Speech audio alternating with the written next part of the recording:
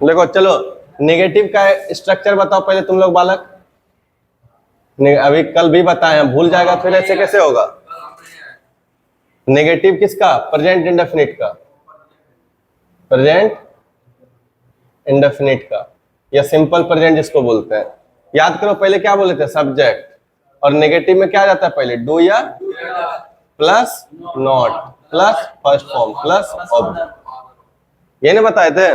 नहीं बताए थे, बताओ। चलो इसीलिए इसी बात पे ट्रांसलेशन करो। वह अजनबियों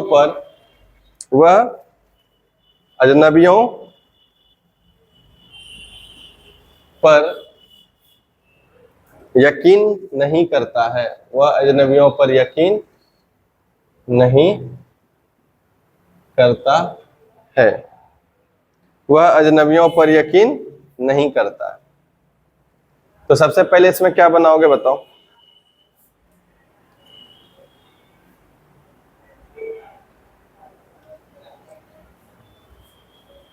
और इसके बाद इधर हम लोग लिखेंगे इंटरोगेटिव सेंटेंस। पहले वो कर लो, वह अजनबियों पर यकीन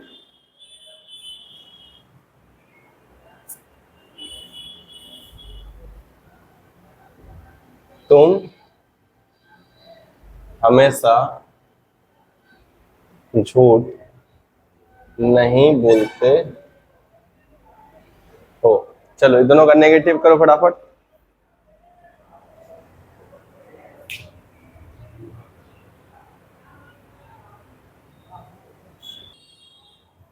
हम क्या बोल रहे हैं कि वह अजनबियों पर यकीन नहीं करता है, तो नहीं आ गया तो नेगेटिव, ता है ती है तो प्रेजेंट इंडेफिनिट।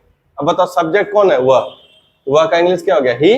अब इसके बाद डू या डज, ही के साथ क्या आएगा, डज। अब पकड़ लिया है तुम लोग, ही डज। और नहीं का नॉट।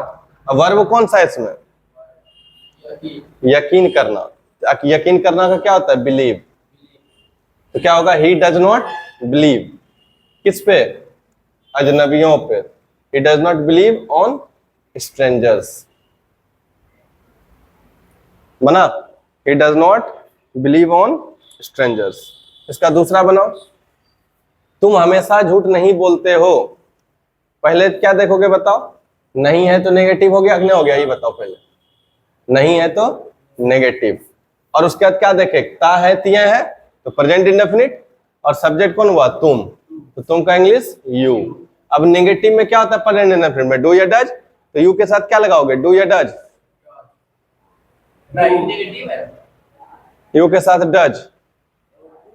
कितना समझाते हैं गधा सब, तो यू वही गलती करता है। यू डू ना होगा, यू डू नॉट। क्या वर्ब कौन सा है, झूठ बोलना, नॉट टेल अ लाई। तो लेकिन यहाँ पे एक वर्ड क्या है, ऑलवेज, है ना, यू डू नॉट। हाँ, ऑलवेज कहाँ लगा दोगे, वर्ब से पहले। ऑलवेज कहाँ लग जाएगा, वर्ब से। अच्छा, इसी का इंट्रोगेटिव बना दो, तो इसका हिंदी बनाओ, तो इंट्रोगेटिव में क्या बनेगा, वह यजनियों पर यकीन नहीं करता है का इंट्रोगेटिव में क्या होता है, क्या से स्टार्ट होता है, तो हाँ क्या हो जाएगा हिंदी में, क्या हुआ, अजनबियों पर यकीन करता है। नहीं रहेगा तो नोट लगा देंगे, कोई दिक्कत, क्वेश्चन मार्क हो जाएगा। और इसका नेगेटिव बनाओ तो इंट्रोगेटिव, क्या तुम हमेशा झूठ नहीं बोलते हो। समझ गया बात को। चलो यहां देखो, पहले समझ लो तब लिखना। अब इसका इंट्रोगेटिव बनेगा तो याद करो क्या बोले थे, जो हेल्पिंग वर्ब होता है, ये क्या था, हेल्पिंग वर्ब ना, डू डज, और V1 क्या था, मेन वर्ब। तो हेल्पिंग वर्ब क्या आता है पहले, तो क्या आ जाएगा स्ट्रक्चर में, पहले डू या डज प्लस फिर क्या आ जाएगा, सब्जेक्ट, और नॉट रहेगा तो लगाएंगे, नहीं रहेगा तो नहीं लगाएंगे, plus first form plus other word, question mark. यही था। चलो अब इसका इंग्लिश बनाओ, तो पहले क्या देखोगे कि सब्जेक्ट ढूंढोगे, तब ना हेल्पिंग वर्ब का पता चलेगा। इसमें बताओ कौन है सब्जेक्ट, किसके बारे में बात हो रहा है, और वह के साथ कौन सा हेल्पिंग वर्ब आएगा, डू या डज, वह का इंग्लिश ही, और ही के साथ क्या आता है, डू या डज, डज आता है। तो आगे क्या कर दोगे, पहले डज, और उसके बाद सब्जेक्ट क्या हो गया, ही। नॉट है इसमें, नहीं है, छोड़ दिए। फिर फर्स्ट फॉर्म, तो वर्ब कौन सा है, यकीन करना, तो डज ही बिलीव, हो गया। किस पे, अजनबियों पर, ऑन स्ट्रेंजर्स। दूसरा बनाओ फटाफट, पहले बनाओ तब लिखना। क्या बनेगा इसका, बताओ फटाफट बालक। सुनो पहले इसमें बताओ, कलम रुको। क्या तुम हमेशा झूठ नहीं बोलते हो, क्या होगा, सब्जेक्ट कौन है, तुम के लिए कौन होता है, डू। क्यों, क्योंकि ता है, ती है, तो प्रेजेंट इंडेफिनिट। तो क्या ऐसे स्टार्ट हुआ, तो डू यू है ना, और हमेशा, और नहीं भी है, नहीं का क्या होता है, डू यू नॉट ना। उसके बाद वर्ब क्या होता है, झूठ बोलना, ऑलवेज हो जाएगा, always tell a, do you not always tell a lie. तो देखो यहां पे बार बार एक वर्ड आ रहा था ना, ऑलवेज आ रहा था ना, तो ऑलवेज है क्या और कहां लगेगा, ये मेन इंपॉर्टेंट है, और यहाँ पे क्वेश्चन बनाता है, पूछता है। बात समझ में आया। तो ऑलवेज को बोलते हैं एडवर्ब ऑफ फ्रीक्वेंसी। तो अगला हेडिंग डालो ऊपर में, एडवर्ब ऑफ फ्रीक्वेंसी। क्योंकि देखो इसमें सेंटेंस में दिक्कत क्या हो रहा था नेगेटिव इंटरोगेटिव करने में, कि ऑलवेज कहां लगेगा, आगे लगेगा कि पीछे लगेगा। चलो तो इसको लिखो पहले तब बताते हैं। देखो ये देखो क्या कर रहे हैं कि एडवर्ब ऑफ फ्रीक्वेंसी। फ्रीक्वेंसी मतलब कोई भी चीज का बार बार होना, कोई भी चीज का बार बार जो होता है ना, उसी को क्या बोलते हैं, फ्रीक्वेंसी। ऑलवेज देखो नहीं लगता है कि बार बार हो रहा है, ऑफन अक्सर, usually, never, sometimes, generally, frequently, ये सब क्या है, इंडेफिनिट। मतलब इन मतलब होता है नॉट और डिफिनिट, मतलब कितना बार हो रहा है वो डिफिनिट, नॉट डिफिनिट। इन मतलब नॉट, इन मतलब क्या होता है, और डिफिनिट मतलब समझते हो निश्चित। तो निश्चित नहीं है ये सब कितना बार हुआ है, ये मीनिंग देता है। और लेकिन ये जो है डेफिनिट वाला कैटेगरी में ये सब निश्चित है, क्या बार, एक बार, दो बार, आर्ली, वीकली, मंथली, समझ रहा है बात को। तो ये सब क्या है, ये सब एग्जांपल है एडवर्ब ऑफ फ्रीक्वेंसी का। क्लियर आ गया। अब इसका सेंटेंस में जब लिखते हो तो लिखोगे he goes for a walk every day. बताना सेंटेंस गलत है कि सही है। He goes for a walk always. बताओ कौन सा सही है, बताओ। पहले वाला सही लग रहा है, ये वाला सही लग रहा है, दूसरा वाला he goes for a walk always।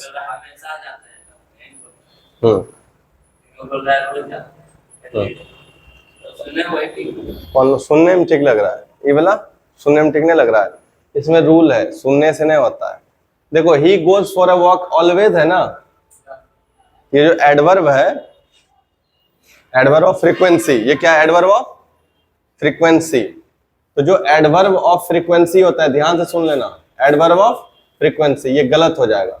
Adverb of frequency main verb से जस्ट पहले होगा। ऑलवेज कहां होगा बताओ, हमेशा मेन वर्ब से। तो मेन वर्ब कहां है, ये मेन वर्ब है, गलत हो जाओगे। ये वॉक वर्ब है, ये हो गया नाउन, ये हो गया प्रीपोजिशन। तो ये जो ऑलवेज है ना, यहाँ पे आएगा, मेन वर्ब है यहाँ गोज, क्या होगा, ही always goes for a walk. ठीक है। लेकिन जो ये एवरी डे है, ये है adverb of time, adverb of, और ये होता है सेंटेंस के लास्ट में।